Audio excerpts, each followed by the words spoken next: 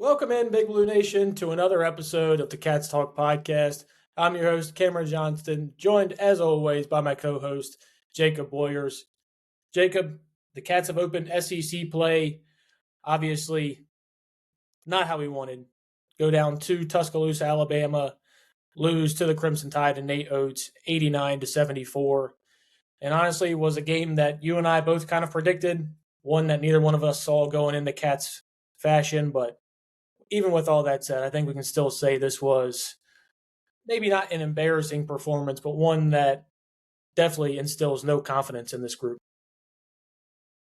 Yeah, I'll be honest, Cam. I thought it was a pretty embarrassing performance. Really It is, but I'm to the point. throughout. I'll use the word embarrassing. Let's just dive into it, I guess. There's a lot of factors. One, you were once again never really competitive in a major game. You had a little run at some point there, midway through the second half, where we cut it to 10, I think, and you're kind of battling, and every time you got it to 10 or even under, I think at one point we got it down to 9, but it was just like an Alabama 3 instantly. I think it's embarrassing just from the standpoint of like the lineups that were put in the game, the selfishness at time from certain guys, and just the inability to defend the three-pointer that Alabama's going to come in and want to shoot. We talked about how good all 5 to 7 guys that they were going to play for the majority of this game, how they're all shooting 30+%, some guys in the 40s. And we watched our guards go under every single screen throughout the entire game and just give up open look after open look. And there was a moment where we were down 20 plus, and it honestly could have been more. Bama at times missed a couple open ones. So yeah, I use the word embarrassing, and I think Saturday's performance was pretty damn embarrassing. I'm there with you. Honestly, it's just I'm trying to find different ways in which to say something about this team that I haven't said before. And you almost get to the point where when you come in expecting something like this is just kind of what it is. Yep. The spread before going into this game, I want to say it was 7.5. Alabama was favored. It was something along those lines.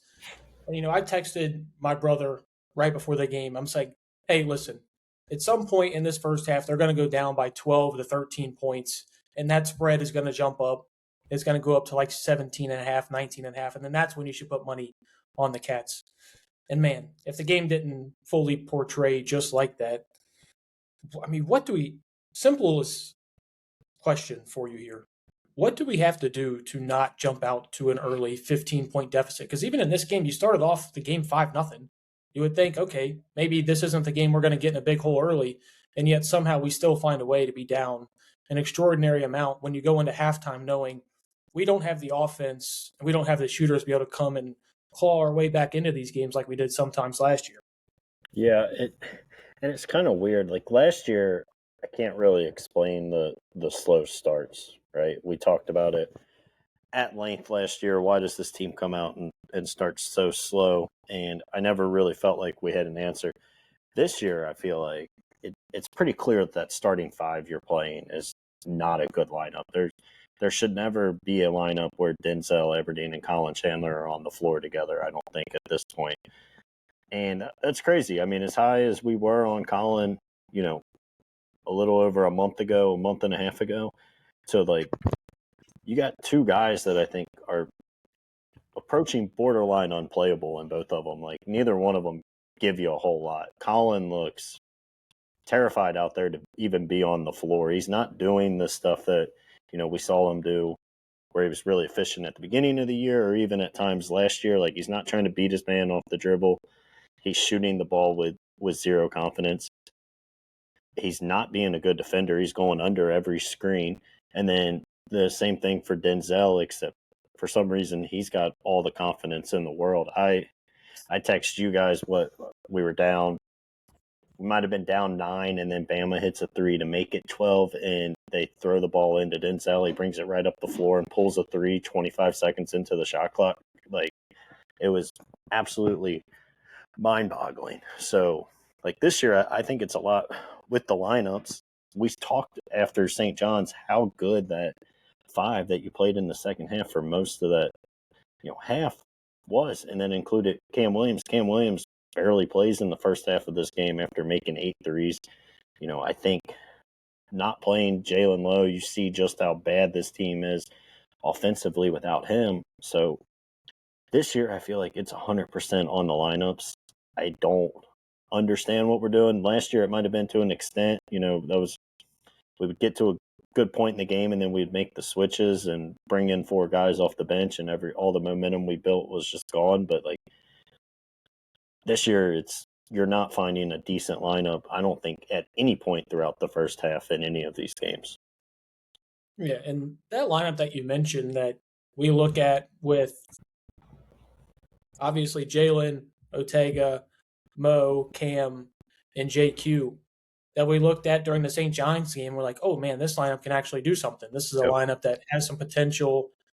It's probably your best offensive lineup and your best defensive lineup as well. Like, I don't see the argument for. I think it's overall just your best lineup, every aspect. Yeah, and I completely agree with you. And that whole lineup sees 1 minute together in this game.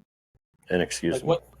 I don't understand what that is. Like, you're down 21 going into the second half. Like, at some point, what are you doing? Like, I really don't. It seems like there's never any. I don't know. There's no motivation on the sidelines to change something, to try something. Or, hell, dude, if you see something's working, run it until the wheels fall off. Right now, nothing's working. He mentioned after the game, like, oh, I played Ortega too many minutes. No, dude, these guys need to play that amount of minutes for this team to be good. And a part of that's going to have to be these guys are going to have to be better conditioned if they can't play this amount of minutes because they're going to need to. I get last year it worked to a certain extent with playing Amari a certain amount of minutes. But what did we beat the table with all year last year? We wanted Amari to play more. We wanted these guys to play more and more. In my opinion, like there's no reason, and we're getting to the point now where I think you mentioned our 2 shooting guards being unplayable. I don't see a world in which either one of those guys gets 20 minutes, let alone both of them. I really don't understand what either are bringing. If you would have told me in the offseason, what does Colin Chandler bring you, I would have said athleticism and some good defense. He was the worst defender on the court in this Alabama game. I'm not sure what was going on. I don't know what was communicated pregame, but you would have thought the biggest thing that we were worried about with this Alabama team was the drives. And I'm not I get that's a part of their game, especially Phylon. And guess what? You held him in check the first half. He scored 2 points. Guess what? You're still down 21. Like, you have to understand that great coaches like Nate Oates are going to see you're trying to take away one of their best assets, and they're going to pivot and go somewhere else. And it seems like right now, Mark Pope is just getting outcoached in every aspect of the game. Well, and like the other part, I'm not going to listen to the fact that these guys can't play 25 to 30 minutes every 2 nights a week, pretty much, right? And especially after having a week and a half off, like that's not a valid excuse for any of this. Every other team in the country does it, right? These guys are anywhere from 20 to 23 years old. They got the conditioning to do it, and if these guys have aspirations to play in the NBA, you don't think like that's something they're going to have to work on to play in the NBA where they're playing back-to-backs and you're playing 35 to 40 minutes if you're an NBA star. Like, all these guys have that aspiration to do, and you're telling me that 2 times a week they can't go out there and give you 25, 30 minutes. It's an absurd take. And yeah, there might be a world where, like, analytically it tells you a guy, once he hits 30 minutes or an X amount of minutes in a row, that some of his efficiency falls off. I'm taking a tired Ortega Owe over Colin Chandler and Denzel Aberdeen right now. Yeah, right? And we said the same thing. Is the trade-off that you have between a tired Ortega versus a fresh Colin Chandler. Like, at some point you have to value those trade-offs as well. Like, I get his efficiency numbers might not be as good from minute 30 to 36 as it is from minute 1 to minute 30. But at the same time, like, dude, it doesn't matter if the substitutions coming off the bench can't play. Correct. And, like, same thing, last year, I could hear a world where, like, Amari probably couldn't, be as efficient at 20 minutes. But when you look at Brandon Garrison coming in and giving you nothing, like I rather have a lesser efficient Amari Williams. And again, you don't have like a Kobe Brea coming being the first guard off the bench to like give these guys a breather. I think your best five, which we've seen, and for some reason that lineup only played 1 minute together, that I truly do not understand in what world, after you saw how well they played in this thing. I mean, that lineup dropped 53 in the second half against St. John's. And in a game where you're probably going to have to score the basketball, you don't roll them out there. And you mentioned it, and I agree. Like, that's also, I still think, your best defensive lineup. Cam Williams has length. He's able to switch. Like, this was the perfect game for him. And you know what? If you get beat by someone driving to the basket, you got Jaden Quaintance down there to, help protect the rim. You don't need, a guard coming in and trying to help out. I watched that time and time again. Colin Chandler especially, someone would get slightly beat and you have a rim protector down there to help, and like there's no trust, and it just leads to an open three because you're trying to help a man that you don't need to help out on. It's extremely frustrating. Unfortunately, like, it's weird because like I don't know, like, this team has an answer to be like really good, but like I do think there's an answer for this team to be better, and it's just for some reason we're not constantly going with it, or maybe we try it in the second half as we're down 17 points with 12 minutes to go and we're trying to claw back. Yeah, and then something I also think is super concerning is just like you hear Mo Diabate's comments today about how he didn't feel they were prepped for the game. How in the world do you have somebody who was in that system for 2 years, who was there practicing with that team every day for 2 years? You have what? We have 11 days to prepare for this game. How in the world were you not prepped for that? You faced this team 3 times last year. Like, theoretically, this should be the team that you are most like able to scout and take away film on. And it seemed like they had never seen Alabama play a game. Like, you would have come in thinking this was, like Matt Painter at Purdue said, yeah, we just didn't do any film study. Like, that's genuinely what it looked like in this game. The only thing that they did was think, Philon's our best player, let's take away his driving lanes. And that's the only thing they did somewhat efficiently.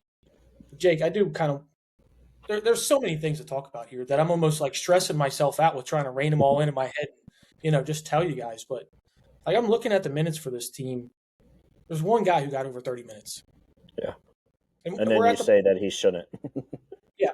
And we're at the point now that, like, I can understand you not giving Jaden Quaintance 30 minutes yet. I can give you that one. That one makes sense. Outside of that, like, if Jalen gets hurt, he's going to get hurt. You playing him 40 minutes versus playing him 30 minutes versus playing him 20 minutes, him starting or not starting, is not going to change that. It's just going to be a luck of the draw, roll out the ball. If it happens, it's going to happen. You can't control injuries. And you can try and limit them all you want, but you're just playing scared and tentative at that point. And then for the guy who gets the second most minutes to be Denzel Aberdeen. Yeah, that's got to stop. I mean, he's genuinely, like, without being like super disrespectful, like, he's like Tony Snell. You'd see those box scores where he plays 30 minutes and he's just getting cardio out there. Like, dude had 1 rebound, 1 assist, 2 turnovers, committed 4 fouls, went 1 of 7 from the floor. And you mentioned he should shoot a pull-up 3 only 5 seconds into the shot clock. He's not playing good defense. He's not a good leader for what you'd expect. I don't understand what Denzel is bringing you. And this is something that we've said for 3 weeks in a row now, that we're not sure what he's bringing. And I get that Colin Chandler's not stepping up either, so it's hard to give him those minutes. But Jasper Johnston got 6 minutes in this game, a game in which you need offense. You're giving up points left and right anyways. Why is Jasper Johnston not in there taking some shots? This is a guy who's a 5-star. Whether you think the 5-star was warranted or not, like, this is a guy who definitely has offensive prowess. He should be on the floor taking some of those 45 minutes combined from Denzel Aberdeen and Colin Chandler. Yeah, and like the other thing you mentioned, Lowe, and like being scared that he's going to get hurt. I mean, he still played almost 30 minutes in this game, but it's like it doesn't make sense where your mind goes to like, I'm going to sit him for the first 4 minutes of each half and then like a minute or two here and there. Like, you're essentially saying like, I'm still going to play him, 15-ish minutes a half. Like, why does it have to be you're going to wait until you're down, 11-5 or whatever, or in some other games even, worse than that before you decide I'm going to bring him on the floor? Like, that for his rehab makes zero sense. There is not an explanation out there that will make sense for me for that. And Pope acknowledges he thinks about that. I genuinely think Pope looks at these games and he's just sitting there and he's saying, "Oh, we started off 5-0. Let's see how much further I can push this. Oh, now it's let's say it's 11-4. Oh, we've got an 8-point lead this entire game. Maybe I don't have to play him." Yeah, I genuinely think that's what his thought process is, and I'm not going to put words into his mouth if I was guessing, because with him not starting and him waiting to see until the game really does head south to put him in, that's the only thing that makes somewhat logical sense of the thought process going on in Pope's head. And if it is the case, I would say it's dumb. It's please, so stupid. please look at what has happened in the games where Jalen Lowe has either not played at all or you've held him out for long periods of time. This team, like, if you're so into analytics, I don't know. I don't look at analytics a ton, but there is not a world where I do not believe that the analytics tell you your best offense does not generate with Jalen Lowe on the floor. Like, it's impossible. You watched a team that scored 22 in the first half against St. Johnson, over doubled that in the second half of that same game by one player being on the floor. But you talk about, like, Denzel and, like, you still kind of maybe feel like you have to play him because of what Colin's given you. Like, this team's just got to roll with 7 guys. Like, it truly does. Like, you have to play the 5 we've talked about, maybe like 8 because, you probably have to play BG and Malachi still because JQ's not fully healthy. But, like, it should be your 5, and then your first guard off the bench. You can say, maybe it's Colin Chandler. Maybe he kind of develops back into the role he's comfortable in coming off the bench. Because, like, we've seen it.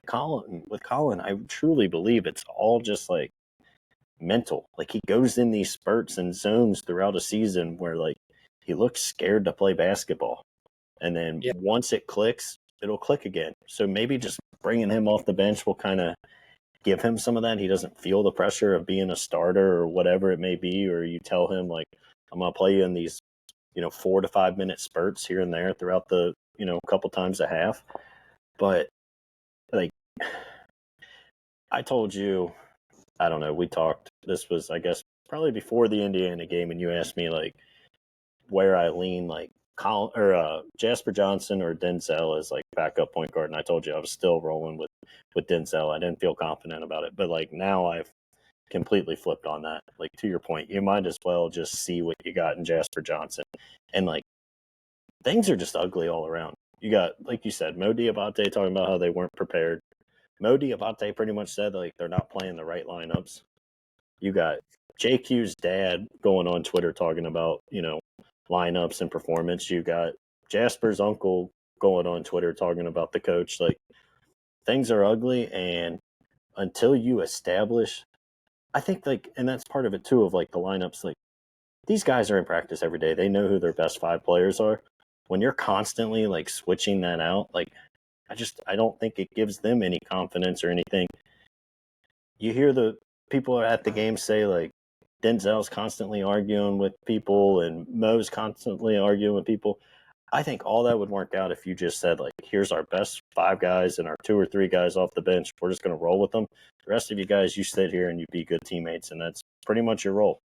Because Denzel still acts like he's the leader and best player on this team, and it's nowhere near that.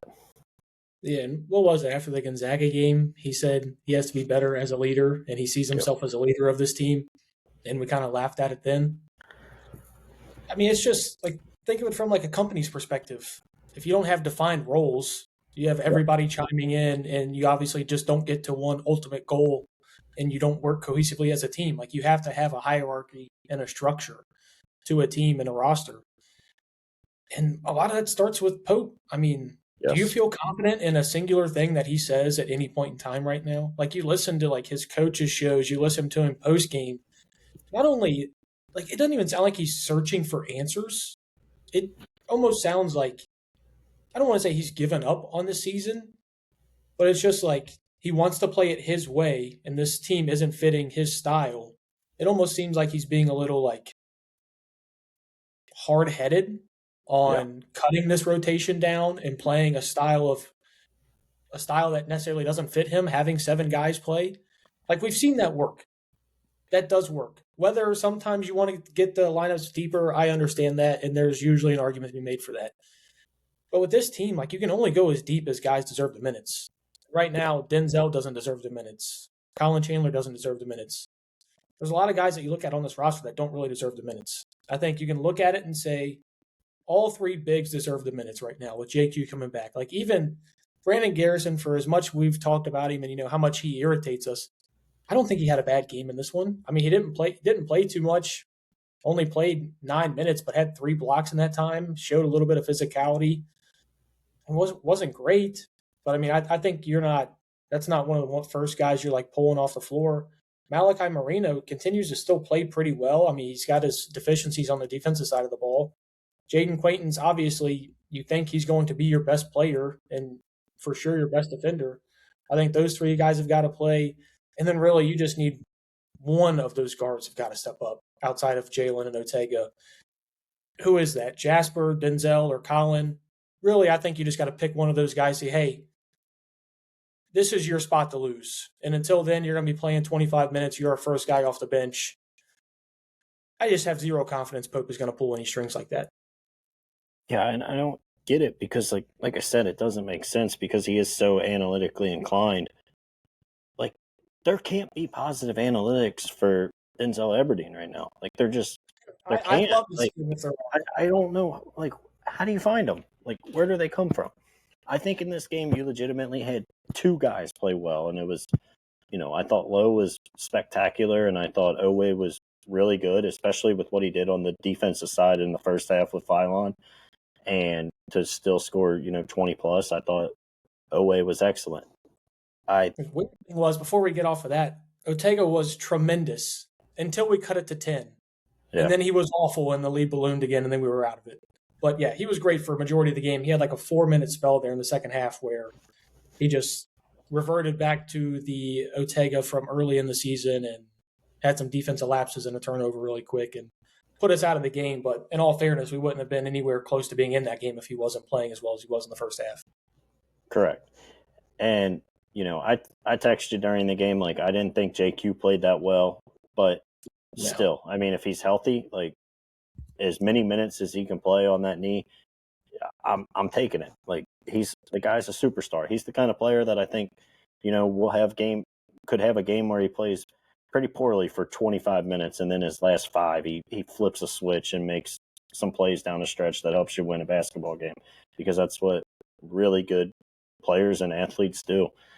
So, I mean, back to Pope, like, I don't get it, because the analytics cannot show you that this is the right thing to do. Just like last year, when he would make the mass subs at, at the 16-minute mark, like, there couldn't have been analytics that tell you that taking 4 of your best players out of the game and putting in 4 bench players at one time was the right decision.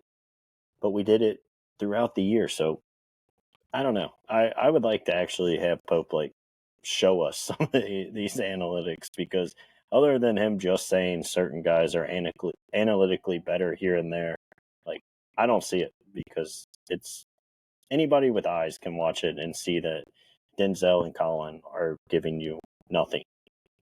And real quick, I know we talked about it a lot last year. We've talked about it at nauseum this year. The on-ball screen defense is still pathetic. Like, I was watching it with I was watching it with my dad, and it was back-to-back possessions. So Alabama comes down, Chandler goes under a screen, bang, 3. We come down, set an on-ball screen. Both Bama defenders tack the ball. Owe has to pull it back out and, like, set it up. He doesn't have a passing lane, obviously can't get a shot. Why can we not do that? Every team does it to us perfectly. Like, I understand maybe every once in a while you give up, like, if that guard's able to make that pass, you can give up, a free lane to the basket. But I can tell you what doesn't work. And that's going under screens against teams that guards shoot 44% from behind the arc, because that is just, it's automatic. And we did it time and time again. And I don't understand in what world, like, that's our best on ball, screen defense. You either switch it or you whatever they call it, attack it with both guys, but you can't continue to do what you're doing. Yeah, and you kind of mentioned that. And a place where I think they're really bad at that is those two guards that we're playing a lot of time. I mean, I'm looking at these defensive analytics, a lot of these analytics that Coach Pope is looking at. The stop rate. Denzel Aberdeen is at 10.6 stop rate. It's horrendous. Colin Chandler is at a 47.6, a little bit better, but still not good. And then just looking at some of these other net points, your points produced and your points allowed.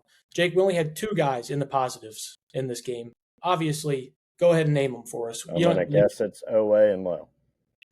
You got it right on the – it's crazy. Ding, ding, ding. It's almost like watching this game. You didn't even have to have these advanced analytics to know this. No. And if you had to guess, who was the worst player on the floor in that with a negative 5.5 points? I'm gonna guess it's Denzel or maybe Colin. I'm gonna say it's one of them. Denzel Aberdeen, and you want to know who comes in second, Jake? I'll go back with Colin Chandler. It is Colin Chandler. So, Jake, the crazy thing is you and I, just from sitting there and watching this game, came away with similar takes as to what all of these advanced analytics are showing. So, to your point, he just has like information overload. At a certain point, like, go back to that guy that played with Rick Pitino.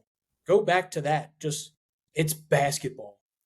You know what works. You know what's working. Like, you are a smart individual. You can take a game plan and fit it to beat certain teams. You've seen him do it at halftimes of games. You've seen him come out with a completely different mindset. You've seen him lay out different game plans for when Lamont Butler was out, and this is a whole different team. Like, you've seen the ability for him to do that. I think right now he's just going on information overload. He's got too many things that he's looking at. He's trying to satisfy too many people, trying to fulfill too many promises maybe that he made in the offseason to families and parents. And a lot of that turns into what you're seeing now is a bunch of people playing, not playing together, not playing hard, and obviously not getting to that end result of winning games. Two things. One, it's crazy because like everything we're talking about with Pope makes me kind of sound like a guy that like doesn't trust analytics or like, some old school basketball head. Like, I'm the opposite. Like, analytics, I think, are a huge part of the sports in general, whether it's football, baseball, there was everything. Like, numbers do not lie, right?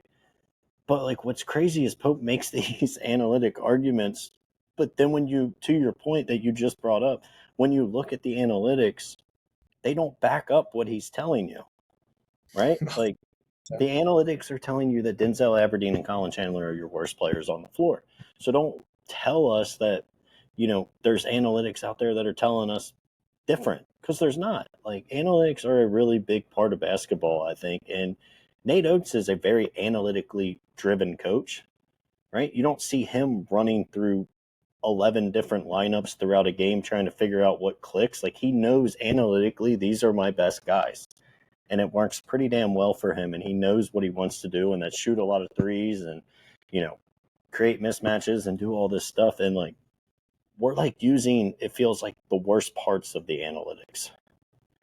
And then and then just real quick, unrelated, like going back to your point of like recruiting or whatever and the promises that were made, like, you don't think it's going to be a lot harder? We're already struggling to get top recruits. We haven't really landed one outside of, JQ, who was a transfer who wanted to come here potentially even before, and, guys from Kentucky.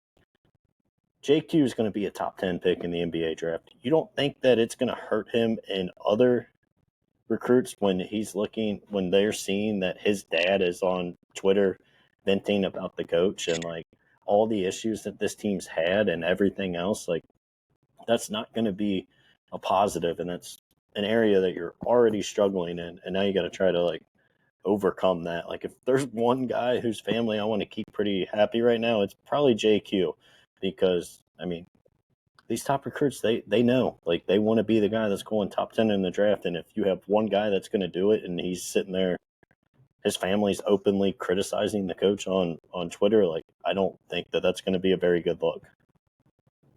It's not. I don't even. It's really. I mean, you look at it and like that's the biggest fish that he's landed. This is a guy that you knew just as soon as he was going healthy, all he had to do was not re-injure anything, and he was going to be at the minimum a lottery pick. And obviously, to not keep somebody like that happy, who obviously has wanted to go to UK for some time. Obviously, last year Arizona State, kind of backed up the Brinks truck to get him to go to campus there. They backed up the Brinks truck for Cutter Boley as well. Which I don't know if you're seeing the latest reports. They're bringing in quarterback competition out there in the Sun Valley. I don't know how Cutter's going to feel about that, man. But he's got his money. I don't want to get sidetracked on that. I just thought I'd bring that up. But I kind of wanted to put a little bit more stock into what we just said with the stop percentage. Stop percentage estimates the rate of defensive possessions where the opposing team did not score. Your starting shooting guard, who was on the floor for 27 minutes, had a stop percentage of 10.6%. That's insane. 10% of the time we got a stop while Denzel Aberdeen was on the floor. 10% of the time. And the thing is like I sat there and watched that game, and I'm thinking, man, I feel like Collins giving up a lot of open looks too. Yeah. Even his stop percentage was 47%. Like, this is something you're talking about. This is like, it's criminally bad. And it's to the point where like you have to look at this just as a staff and you say, dude, we have to do something.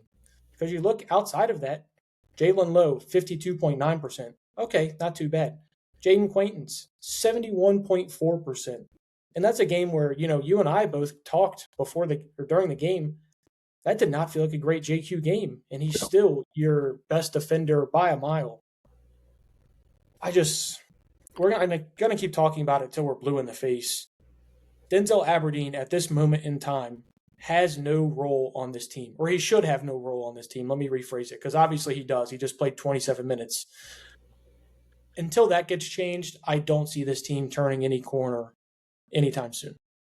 Yeah, I would argue you can't play anybody with the 10% stop percentage, right?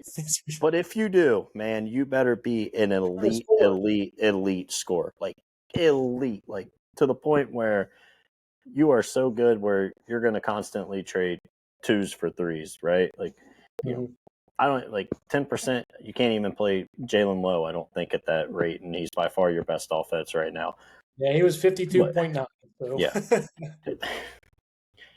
And almost like when you're playing a team like Alabama, you take 50%. Like, I know that sounds kind of crazy because teams want to average like a point per possession typically, but like 10% is it's mind-boggling. And then you see 1 of 7 on the offensive side taking shots, pulling threes the second you run down the court, and never giving it a chance. Like, there is no role. There's nothing he brings to you that you feel like is a positive. I mean, at least like even Chandler a couple times got to the rim. I mean, it wasn't a lot. I'll admit I'm grasping here to find like a small positive in Colin Chandler. But like at least there were like little glimpses. And at least with Colin, like if he can get comfortable and get some of that confidence back and stop looking so scared, like there's the potential to be a solid player. But right now, like I really don't know what Denzel gives you and what he's going to bring to this team going forward. Do you not think like Jasper Johnston could give you a 10% stop rate? Honest question. I mean, and like, who would you rather have offensively? In all fairness, in this game, he did have a 0 stop rate, but then again, he played 6 minutes. Yeah, so. Exactly. But like that's my point. If you played, Jasper 27 minutes, I bet he has a higher than 10% stop rate, and if he doesn't, I bet he knocks down a couple threes. So still, I'm not using that as like a, Jasper should be playing a ton, but I just think when you're 27 minutes of action and you're at a 10% stop rate, you better be the best scorer in college basketball. Yeah, and the thing, and I get, probably 10 of these minutes of this podcast is going to be just us trashing Denzel Aberdeen. But when you're the worst defender on the floor for the team, your offensive rating is the second worst on the team, and your assist rate is the second worst on the team, I don't know how you're playing the second most minutes. Yeah. It doesn't, nothing about it adds up. It's, and you would think, like, even all that, you're like, oh, well, senior, he's a leader, he was on that national championship team. He's not giving you that either. Yeah, Like, he's arguing with his teammates. I don't know what it is. And I told you I was going to make this joke on air, so it's not even really a joke because I genuinely believe it. Obviously, him and Clara Strack are dating at the moment, or at least that's the rumor mill. As Jake would say, people are talking. People are talking. In a game of 21, Clara Strack versus Denzel Aberdeen, I will spot Denzel 19 points, and I guarantee Clara still wins by 2. Like that's just how it is. You're talking about an almost Player of the Year nominee versus a guy who got overpaid. And honestly, I'm kind of looking at this now as like, why was Todd Golden so upset to lose him? I genuinely don't understand. Like, what was he looking at that he was so furious the entire offseason that he's missing this guy? Yeah, and you don't know, like, we weren't around Florida on the day-to-day. Like, he could have been the perfect teammate and, like, everything could have been great, and then just a switch flipped when he got to Lexington and got his money, and, now he's this. You mentioned, like, we're going to spend 10-plus minutes, trashing him. Like, that's in part, though, like, because of Pope, right? Like, one, you prioritize paying this guy a lot of money, but two, like, you leave him in the games for 27 minutes. I mean, if he's not good and he's playing 8 minutes, we're not really talking about him. Yeah. So, like, you bring this upon yourself. And, I used to say the same thing back with Cal, and it was, I felt like people were constantly ragging on, DJ Wagner and Justin Edwards. It wasn't their fault that they were left on the floor to play over Reed and Rob. Like, that was the coach's fault. Like, if Pope would just make that adjustment, we're not sitting here crushing the guy. But again, I mean, it's NIL era. These guys are all paid. This is part of what you get when you come to Kentucky. If you're not going to perform, hey, you get to cash your check. But, Cats Talk Podcast is going to spend 15 minutes, venting and complaining about the fact that you're playing 27 minutes. So,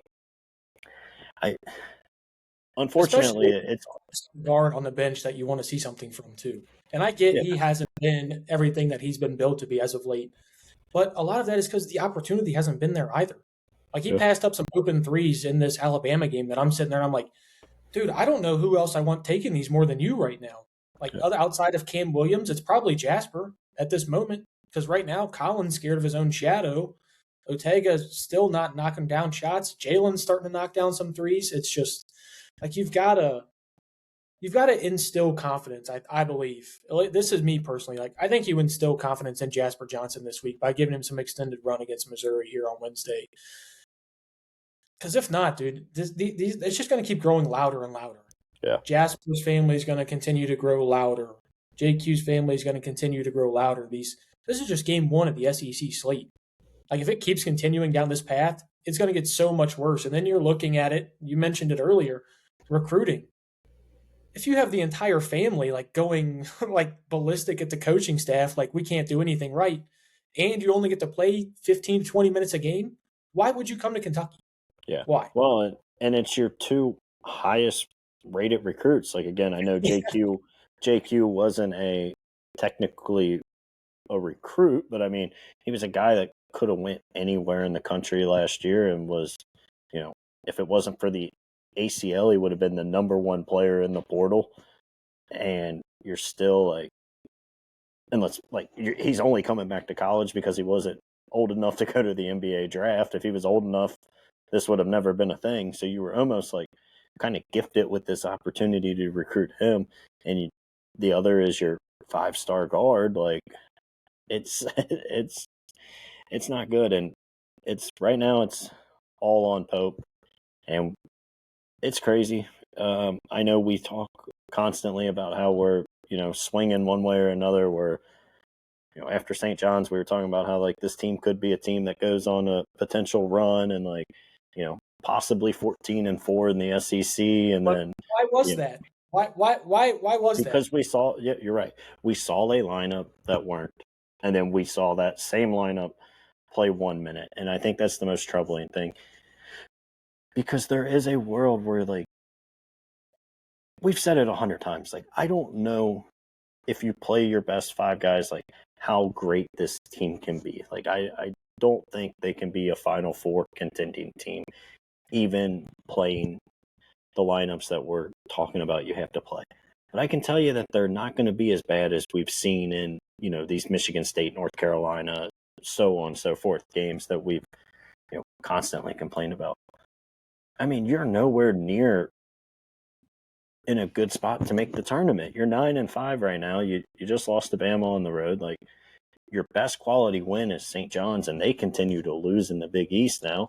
And it's St. John's is looking like a potential bubble team. Indiana's looking like a potential bubble team. And, like, those are your 2 best wins, and neither one of them were on the road. So,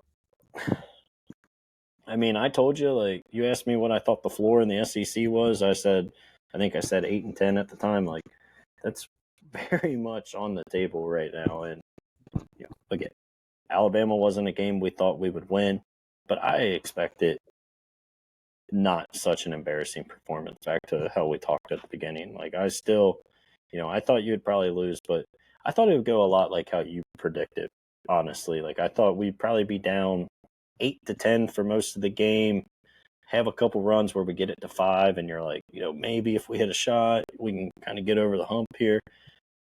But I didn't to just come out and completely get run off the floor again outside of one little 10-minute spurt in the second half. It's just, it's unacceptable. And you couldn't even take advantage of the fact that Alabama pretty much didn't play their 2 big men. You asked me to paint the picture. Foul at halftime, and he had 2 points. You got that. That much at half. You got that. You got, their one big picks up early fouls. The other one's hurt. Like, they're barely playing. Bucknell from last year, who didn't do anything against us then, too. Like you told me, he looked like he was a 4 or 5-star recruit that they had just been stashing for years.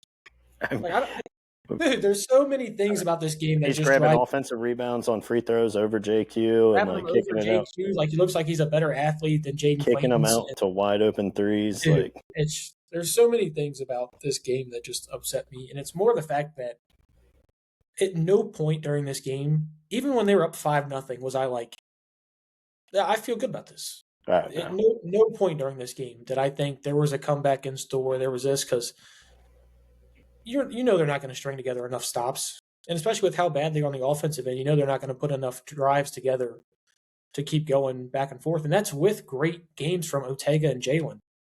Like, you can't. I don't think you could have asked those 2 to play much better, giving you 22 and 21. I agree. And you still got ran off the floor by Alabama. And I get it's not our best matchup, but, like, isn't this what Pope went to, like, this year's transfer portal to try and fix, to not get run off the floor against Alabama? Yep. And the lineup that you put together to potentially stop this is a lineup you played together for a minute. And back to your point about the St. John's game and why we thought, they could ride some momentum into that, a lot of it was because you had this fan base re-energized. You had just beaten your old coach. It was a big win. Jaden Quaintance was back. You're riding the highs of all this. You see a lineup that can work together. Cam Williams hits some threes. Jalen Lowe obviously shows you his dynamism, getting around the paint and in the paint, and his ability to kick to Jaden Quaintance. You saw Quaintance's ability to offensive rebound and put back. You saw the Ortega Owe from last year, who's making tough finishes, getting steals, getting out on the break. Like, you saw all of this. You saw the physicality from Mo Diabate. He gets ejected in that game. Shows a little bit of, just raw enthusiasm that this team lacks. You saw all of that in one half of basketball. And obviously our brains are thinking, okay, this is what we were told all year. Like, this is a team that we were supposed to be looking at. And then what do you do against Bellarmine? You don't play Jalen Lowe at all. Again, not saying I disagree with that at all, but at some point you do want to get camaraderie with this team, because this isn't a built for March team at this moment. Like, you have to get to March. You got to scrap and claw to get to March. You barely let Jaden Quaintance play. He doesn't have his legs under him. Then he has another 10 days off, and you can tell he doesn't look right in that game. You got Williamson grabbing rebounds over him. That guy, I could slide a credit card under him. I'm not sure if he's getting over it. And yet he does that. That's why we were so excited, was because of that potential that you saw in that St. John's game.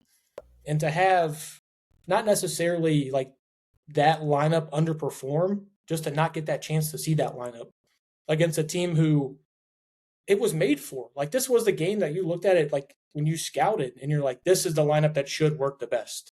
Yeah. And you never gave it a chance. You never gave it a chance, and I think, that's what's as frustrating. I feel like we keep finding these other ways to say, like, this is what makes it so frustrating.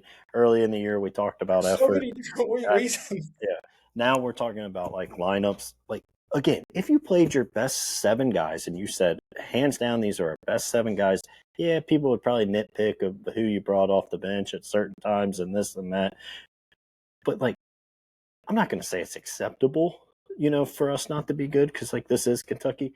But, you can just say, like, okay, this roster probably wasn't constructed the best, and we're just not good enough. We're a, second round exit tournament team. Like, we're a top 30 team in the country. That's what we are. This team is just not good enough. But you're not playing your best guys. You're not giving your lineup the chance that, to have that opportunity to even see where we are. Are we, a bottom 20 team? Or are we potentially, with those 5 guys, a top 15 team? Like, where do we rank? I don't know. We saw them for pretty much one half, and they looked really, really good in that half. And we haven't seen that lineup together again. And it just doesn't make sense. And back to analytics, another analytic, and I'm sure there's analytics out there that speak to this. Imagine how much better Otega Oweh looks in that lineup. He's your best player. Cater it to him. Help him. We saw, like, you can see how much better he looks when he's not playing with just Colin Chandler and Denzel Aberdeen. He's got guys that can space the floor. He's got Jalen Lowe that can speed up another point guard that can sometimes lead to them making a bad pass that leads to Otega getting into a passing lane and a run-out dunk. Like, back to analytics, I just think all these guys probably – their analytics have to speak that they play better within that lineup. Yeah, and dude, it's so maddening. A lot of it is, really. It's kind of the only way I get to phrase it, because, like, I'm coming off of just going to watch the women's team play Missouri, and I listened to Kenny Brooks' ideology on the game, and this guy doesn't play more than 7 players, and he'll tell you exactly why. And he has reasons for every single thing that he does. Right now, like, if we had Coach Pope just slotted in here to join us right now, he'd just dance around the question and not have a real answer. It was brutal. That's a part of what makes me so frustrated, is that he has no conviction in anything that he's doing right now. And be the head coach of the University of Kentucky and to not have conviction in anything you're doing is not a good – it's just not a good look. Like, even Calipari, even if his convictions were wrong, you weren't swaying him off of it, and he was fully confident in them. Now, granted, is that probably the reason he went 5 straight years with only 1 tournament win? Probably. But I don't even know. And all of this said, we're a 12.5-point favorite against Missouri on Wednesday, who just beat a ranked Florida team. So, like, I don't know what Vegas is seeing, but they're obviously seeing – maybe they're seeing that lineup's going to play more than a minute, Jake. Maybe they've got it from Pope that he's playing more than a minute. Yeah. I don't know. And, like, the thing is, like, this is never anything I thought we would be dealing with Pope, right? Like, I didn't think when it comes to the lineups, I feel like we're talking exactly how we talked about Cal. I mean, there were back to Cal's last year, we all said, like, your most efficient lineups analytically were, Antonio Reeves, Rob Dillingham, and Reed Shepherd, the 3 of them on the floor together, and they played very few minutes together. And we all talked about, like, and, even like Justin Edwards at the 4, like, analytically, that lineup was so good offensively, and it played very, very, very little minutes together. And, like, that's what I feel like we're talking about here. Like, with those 5 playing 1 minute together, it's mind-boggling. Like, you could maybe say, like, okay, they only played 1 minute together, and that was because, Mo Diabate was in foul trouble, or JQ was in foul trouble for the whole game, and you could never work them in together. But, like, none of those guys were in foul trouble. You could have played all 5 of those guys 20-plus minutes. And, again, if we played all those guys 20-plus minutes together and we came out and still lost by 15, I would just sit here and say that this team is just not good. But, like, the frustrating part is, like, we still don't really know. because I'm not again, giving it a chance. we've seen it for one half, and it was the best half of basketball we have played all season. So I don't know how you can sit there and watch that lineup for one half, play the best 15-minute stretch you've seen this team play all season, and then say, I'm not going to give it another chance. After the guy that you didn't really incorporate in the lineup, Cam Williams, comes out the next game and hits 8 threes on 10 shots. Like, it's mind-boggling. And, like, I'll say it again, like, this is a game built for Cam Williams. He can stretch the floor, he can hit threes, he's pretty much everything you need for Alabama, and then he's able to switch everything out on the perimeter on the defensive side of the ball. I'm not going to act like he's the greatest defender in the world, but you know what? I can tell you he's probably not going to have a 10% stop rate like another guard that we saw. Yeah. And I mean, a lot of this, and I know a lot of coaches will say, I don't care who starts, it's about who finishes. And to like a certain extent, I agree with it. It's also hard to get the entire lineup on the floor that you want to play a lot when you don't start them all together. I agree. It's hard to do that when you have Jalen, Cam, and JQ coming off the bench. It's hard to get all 5 of those guys in together when you're doing stuff like that. And I'm not asking for all 5 of those guys to run on the floor together for 35 minutes of the game. Like, obviously, you're going to have rotations, but is it too much to ask for that lineup to be in there for 15, 20 minutes of this game? Like, I don't think that's a lot to ask for, and just rotate with guys you think. Malachi Moreno, I think, is still playing at a pretty high level. He's obviously got struggles defensively, but this is a game in which that was going to test him to the max. Jake, 100% of possessions that Malachi Moreno was in, we scored.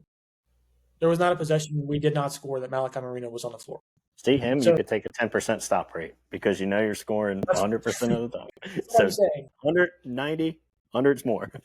Yeah. And it's just like there's certain I don't get it. Like maybe during this week when I have some free time, I'll look through these advanced analytics of the entire season and try and put it all into like one big spreadsheet so we can see if maybe all those games against St. Mary's School of the Blind and Hopeless early in the season are really bumping up Denzel's numbers, because that's probably what it is. And I think that's why Colin and Denzel are still playing a fair amount. Yeah. And it's like at some point we do have to throw those numbers out. Like we knew the competition level we were playing. This is different. Yeah. It just is. But back to the other coach, like that we say loves analytics, like Nate Oates was acknowledging, came out flat out and said, like, Kentucky's not a very good passing team. He basically his nose and called him a clown. like okay, yeah, they have games where they have a lot of assists, but when you look at what they do in the big games, it's nothing. And then he talks about that he only found 7 times where Kentucky threw the ball into the post and created an assist from a big man in the post. I mean, there were games last year where Amari had 7 of those by himself. But like, again, that's a coach using analytics, I will say, properly. Like, that's something you can look at in advanced analytics of what are they doing versus major competition. What are they doing against the teams ranked 330 in the net that we played constantly over and over again? Okay, I'm going to look at this sample size and I'm going to figure out how we attack it and defend it. And I mean, he's absolutely right. Like, this team plays a very selfish style of basketball, and the ball is very sticky with this team. And in part, like that's because of Oweh, and I don't think Oweh's a selfish player. I just think that's Oweh's game. His best game is to put his head down and try to get to the rim. We've talked about it. We said we need him to be like your 3rd or 4th best player. Yeah, that's why that team last year succeeded. But then, like, you can't have that and then also have Denzel Aberdeen, who doesn't create any offense. He can't get to the rim efficiently. He'll try to shoot a lot, and like, you can't have all that kind of working together. And I think that's why you see how much of an upgrade it is when Jalen Lowe is running the point. But yeah, I don't know. We're just back to where we started. I feel like of just talking about it, but I do want to say, like, Nate Oates, I think, is a very analytically based coach, and I think he finds a way to, again, play his best players, figure out what's working for them, and uses the analytics as, the right way. And I don't feel like our coach is necessarily doing that, unfortunately. And what drives me crazy about that 7 assist stat coming out of the post is that we saw how effectively that worked in Pope's system last year. Yeah. Like when you have a guy that can do that, we don't even run that.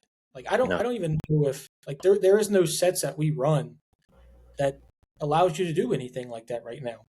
I told you when Lowe Lowe's, was hurt, hey, and like I still what believe it. Run like I that with think Malachi. Sorry, I didn't mean to cut you off, but like run that with Malachi. We've seen him be able to do it. The thing is, I don't even know if it's that these bigs can't pass. Like I think you see times where Brandon Garrison can make flashy passes. I think you see times where Malachi, he's obviously our best passing big at this moment. And then Diabate, you have to play him like a big. You can't play him like a shooting guard or even a small forward. You have to play him as a big. And I think that's something that he's going to thrive in if we allow him to play that. I thought personally that's why we brought him in to kind of be that like smaller Amari Williams role. And we haven't given him that chance to do anything like that. And I think so many guys are playing so out of position and so just like outside of what they're good at. And I think I don't want to put 100% on the coaching staff because obviously these guys still got to go out there and play. And that Gonzaga game, I mean, you could have had Adolph Rupp coaching and nobody would have gotten to that team. But man, it's hard to get past just how bad this coaching has been through 14 games. Yeah, and it's disappointing. I mean, Pope's a guy that I've been very vocal positively about. I mean, really throughout.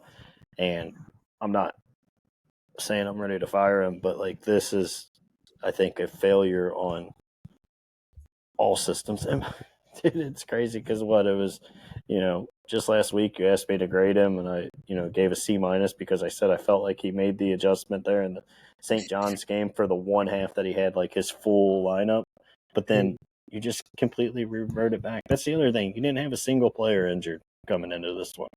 Like if this isn't going to be the game where you're going to play your best players, then it's probably just not going to happen. And so, I mean, I would love to take that C- back because it is. I'm so disappointed. I mean, I think every aspect of this team has just been a failure by the coaching staff, from roster construction at the beginning of, through the off season, the minute distributions through the season, the defensive philosophy at times throughout the season. Like, I think it's all just a major, major failure. Yeah, and I obviously couldn't agree with you more. But Jake, let's go ahead and turn the page. Let's talk about these next upcoming games that they have, because 4 of these next 5 games that they have, Jake, I think they're probably going to be favored in. And I say minimum in these next 5, you're going to have to go 4-5 if you want to be a tournament team. Oh, yeah. Obviously, that starts with Missouri.